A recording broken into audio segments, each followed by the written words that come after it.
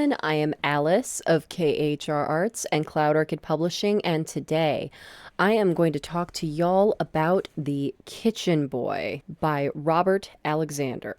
This particular book is a speculative historical fiction novel about the final months of the last Tsar and his family as they lived in, it was called the House of Special Purpose, before they were executed. So this particular book is written from the perspective of the kitchen boy. So the boy who was basically in charge of being like the gopher and the assistant to the cook that stayed at the House of Special Purpose to cook for Czar Nikolai and his family while they were being held prisoner. And it's so interesting because it's from this young boy's perspective of this family that it's just this oxymoron that they like were kept in this house. They still lived like not luxuriously, definitely not luxuriously, but they still were very much a royal family who like expected certain things to be at certain standards, and they still behaved like a royal family even though they were locked up in this house.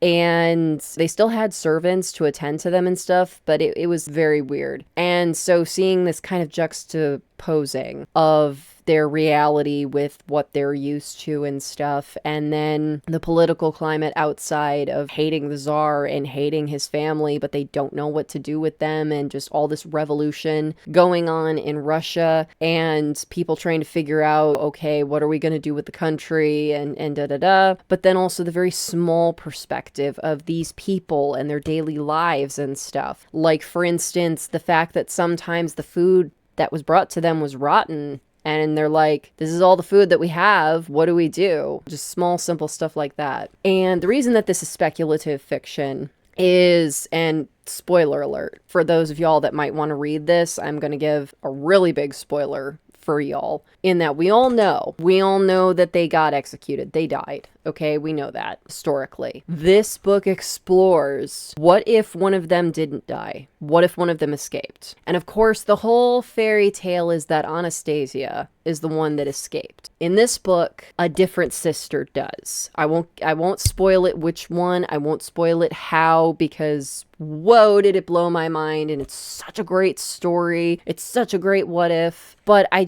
love how this author laid it out, that they made it so believable that, like, of course that could have happened. Why not? But at the same time, it's like, there's no proof that that happened, and of course there's no proof that that happened, because if it did actually happen, they wouldn't want people to know that it happened, because possibly bad things could ensue. And plus, also, it's a book that he wrote. It's a work of fiction. But it's about very real people, and a very real period of time, and the very real things that happened during that period of time. It's just that with any historical fiction novel, we know the big picture stuff. We know that Tsar Nikolai was deposed. We know that they were kept in a place that was referred to as the House of Special Purpose. We know how long they were kept there for. We know that they were executed. We know how they were executed. We know when they were executed. We know the revolution happened. We know all of the big moments of the revolution. We know the aftermath of the revolution. We know all that stuff. We know a lot of the personal day-to-day stuff of these people, because it was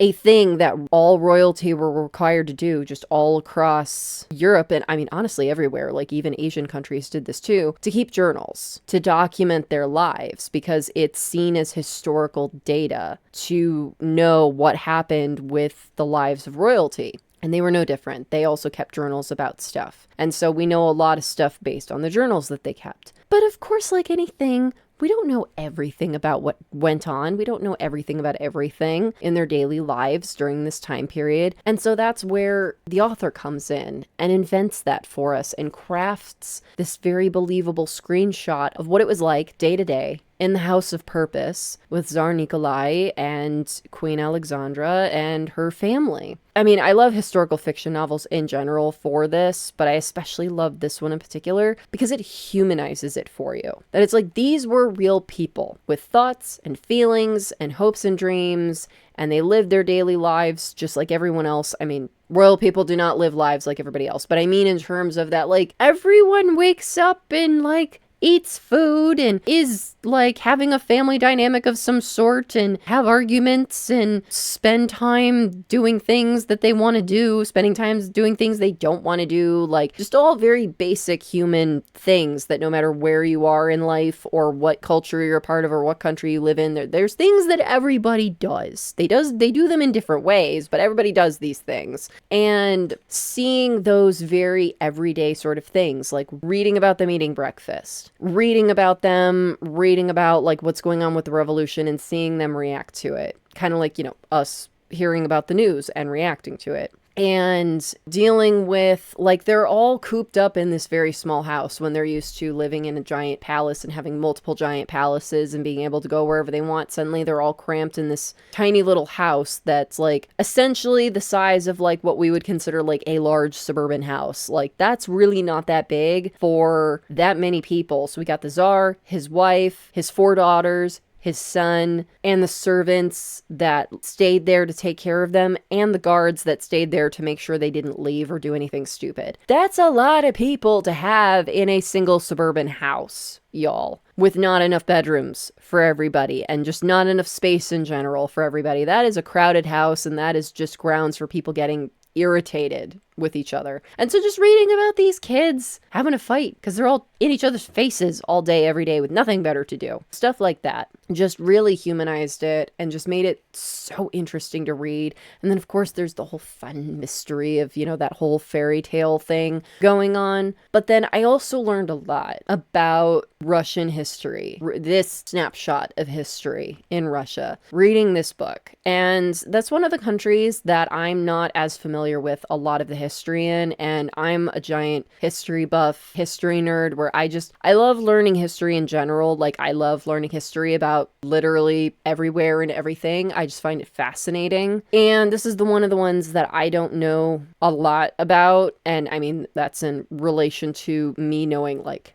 a lot about France and a lot about Britain and a lot about Japan. And it just, the list kind of degrades from there, and Russia's pretty low on the list of places that I've read and researched a lot about. But it is fascinating, and I do have several other Russia historical fiction novels that I too plan on getting around to. But I really liked this one in particular. It's a fast read. It's definitely fast-paced, despite the fact that like the majority of this novel is everybody kind of sitting around and not really doing a whole lot and not going anywhere. It's still very fast-paced because it's not so much about like what's happening directly in the House of Purpose so much as what's happening around them and how does that impact what's happening to them and what's going to happen to them. And all of that, it just like you're on edge. It's just very like we all academically know what happens at the end of the book. We all know they get taken into the basement and executed. We know this. It's a historical fact. However, it's that tense. We know this bad thing is going to happen at some point near the end of the book. We don't know when it's going to happen. And we don't know what other stuff is going to happen before that. Like, what other bad stuff happened to them? What other stuff did they deal with? How did they deal with it? All that kind of stuff. And plus, they don't know in the book. They don't know what's going to happen to them. So yeah, it's an intense read, but it's a very exciting read. And it's also a shorter for me. I usually read books that are a little bit longer than this, but it is a fantastic read. I'd say it's definitely a great read for people that don't have the ability to sit and like read like a really long book. I think it's a really good short read, and the fast pace, it keeps your attention. It keeps you moving through it. Like, I literally wanted to devour this in an afternoon. I could not put it down. It was a very, very good book. I enjoyed it. I will say I did not read this recently. I read this several years ago. I would not necessarily be like motivated or possessed to really read a whole lot specifically about Russia right now with all the stuff that's going on with Russia and Ukraine and all that kind of stuff. There's a lot of sensitivity around it. I don't want anyone to take this as any sort of like, God forbid, support or propaganda or anything like that. This is purely, it's a book that I read and I enjoyed it, and I'm sharing that I enjoyed it, and if you enjoy it too, good for you. In that vein, this is purely, it's a book, okay? Just, I don't need any wackos coming after me. It's a good read. I recommend it. It's very interesting on that particular historical subject. So yeah, definitely would rate it like 4 out of 5 stars. I hope y'all enjoyed this video. If you did, please be sure to give it a like. And if you're new, subscribe. All right, y'all. Thank you so much for watching. Take care. Bye-bye.